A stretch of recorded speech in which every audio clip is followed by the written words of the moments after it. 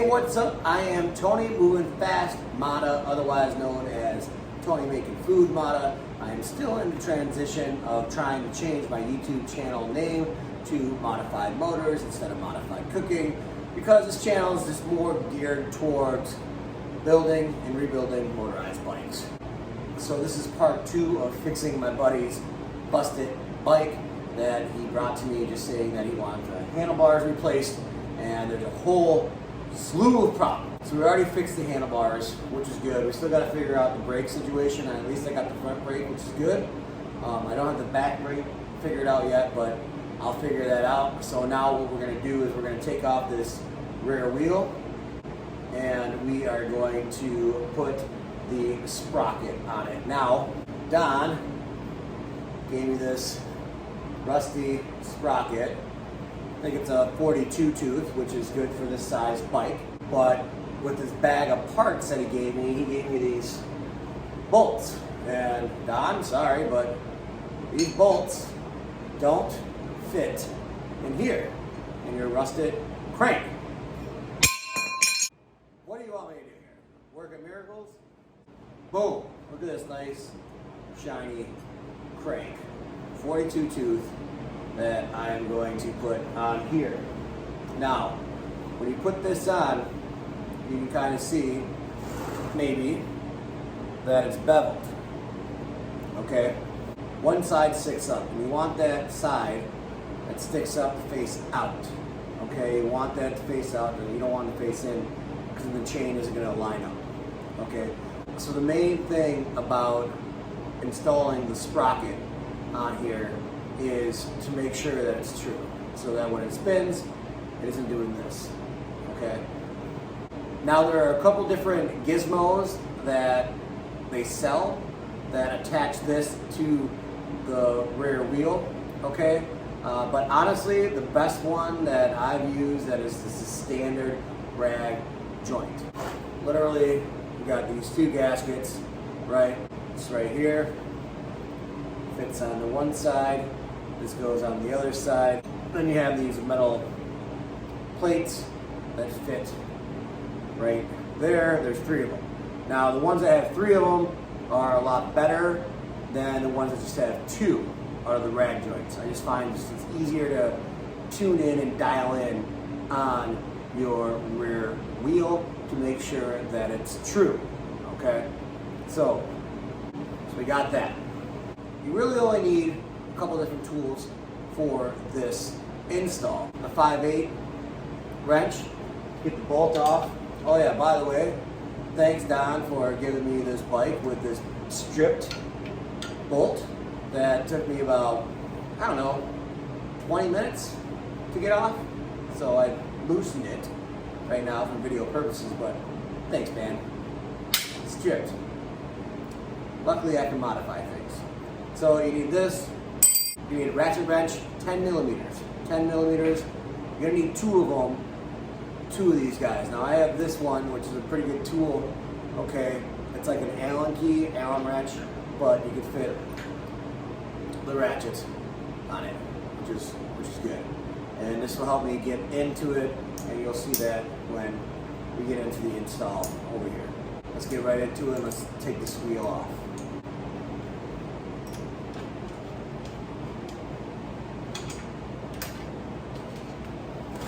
Alright, so now that we got the wheel off, we are on to the next part, the next install. So let me show you the parts that we're going to need for this.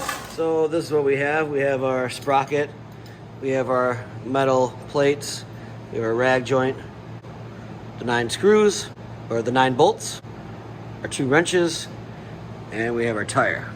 You have 2 of these that come with the kit, and you're going to have to cut one. You have to cut one of these. Just like that. All right, now that we got the wheel off, okay, we have those parts that I just showed you.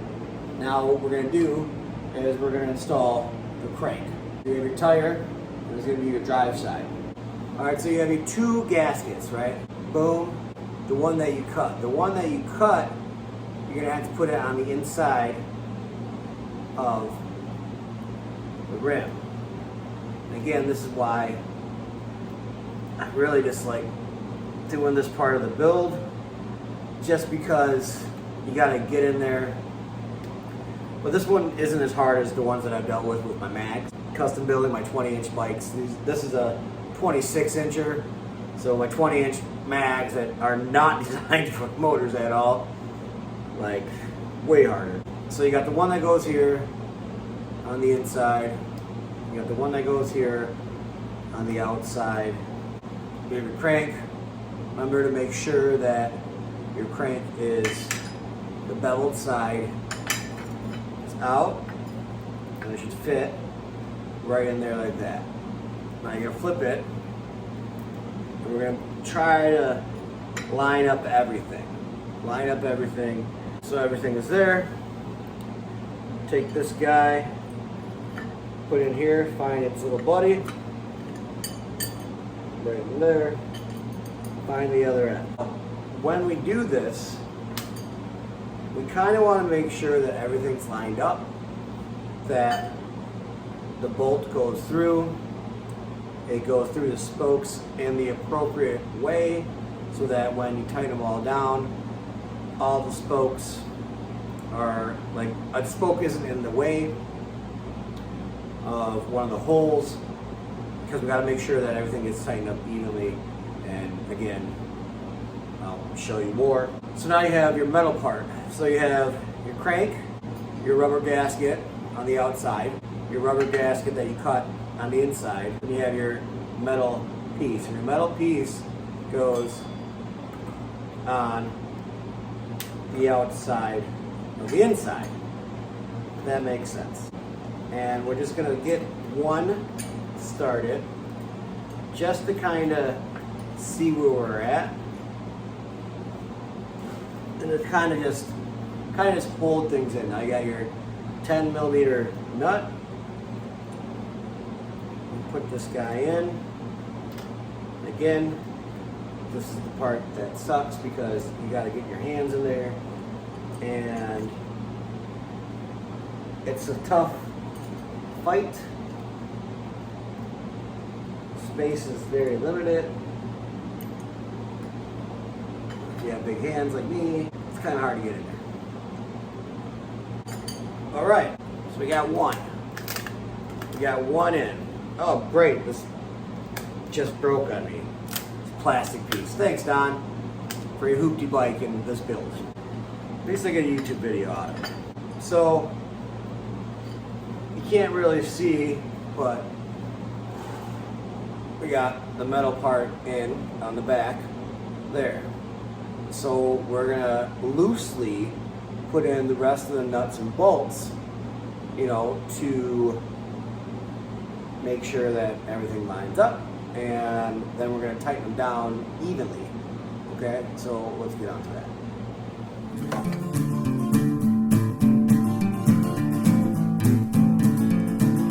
All right, we got the sprocket on, kind of.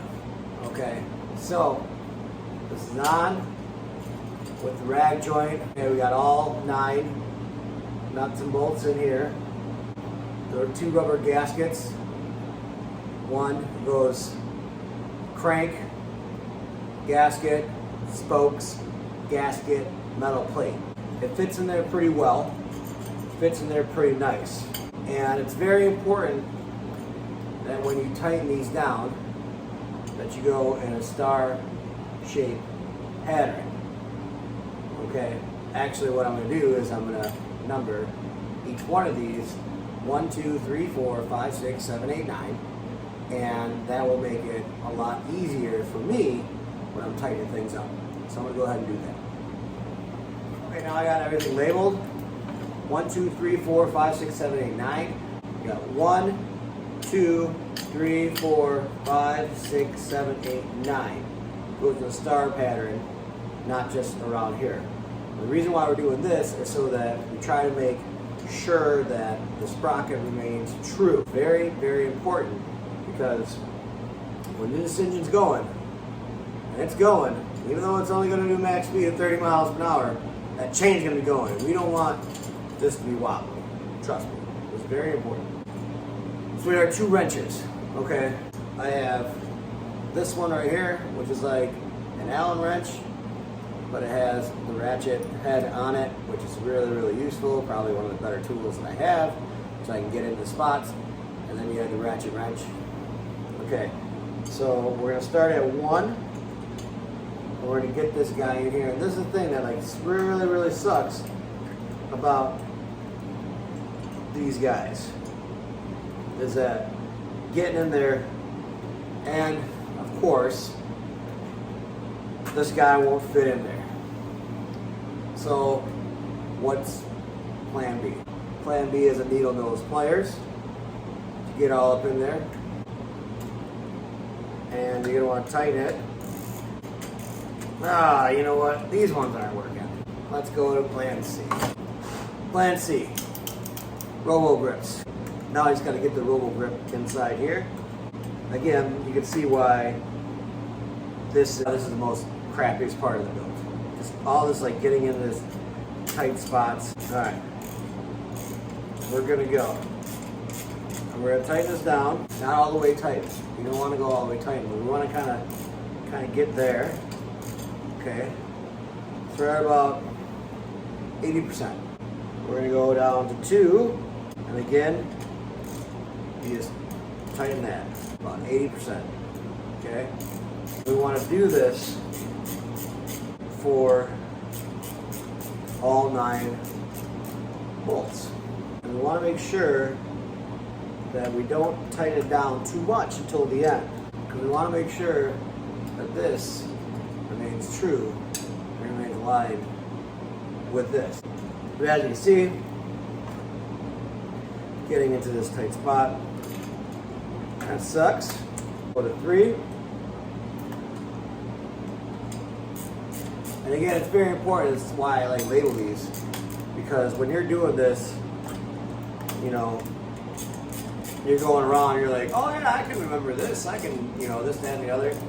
Honestly, bro, because you're going to be at this for a good 20 minutes, and you're going to forget which one you tighten. So if you just literally just label 1, 2, 3, 4, 5, 6, 7, 8, 9 in a star pattern, it's going to make your life a lot better. So I'm going to finish off the rest of that. We'll hit the time lapse. See you in a minute.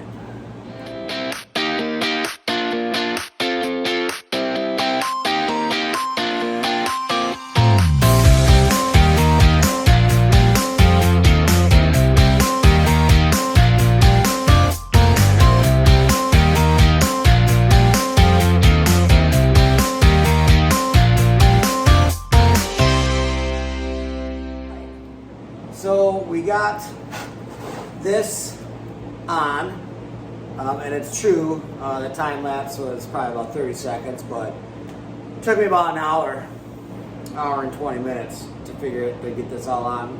Just because, again, it's very, very, very, very important that when you tighten this down, that you go in a star pattern. Again, what I did was take painter's tape, put it on here, 1, 2, 3, 4, 5, 6, 7, 8, 9. Okay, and you go into star pattern, and that way, when you're tightening things down, it's going to be nice and even. This sprocket is nice and true. I don't know if you can see it on camera, but it is nice and true. It's good. This is good. And believe me, when I was going through this, I was like, man, where's the other one? Good thing that I put the numbers on here, so I highly recommend that. Also, another thing that helped is that I had the wrong tools in the beginning of the video. I said I needed a couple of ratchets, but like I couldn't fit my one in. Then I went in with the needle nose, and then I went in with my robo grips. My robo grips were good. It was doing the job right, but I just kept on having to get into the spokes again, which this part of the build really sucks. For everything else, it's pretty much straightforward.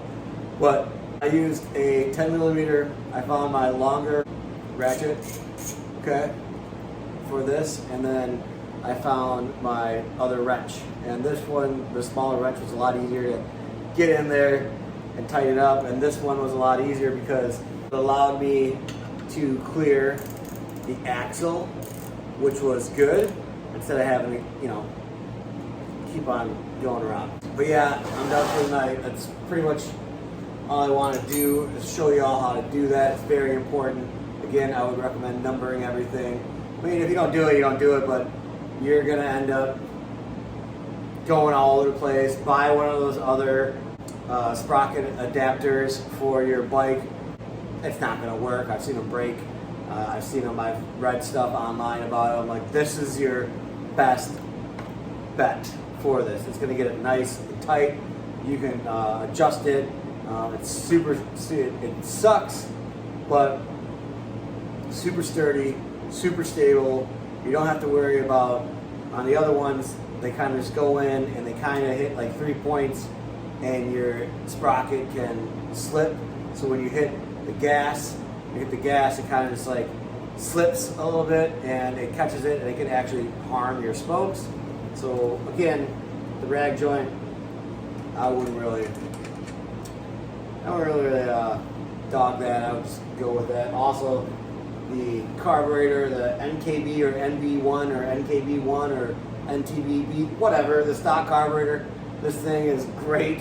It's good. It's a lot better than some of the high performance carburetors. Now, when you go into porting, you know, your piston and all that stuff, and you need more airflow, then like you might want to get something else. Or if you go into a reed valve, which I had on my YD100, my boy was going like 45 on a BMX. When you get into that, then you might want to get a different carburetor. On my YD100, I had a OKO 21 millimeter carburetor, and that thing was like almost as big as the engine, which is pretty good. But at the end of the day, we got the rag joint installed on this hoopty wheel. We will see. I'll install this tomorrow, but that's what I wanted to get done. So that's that.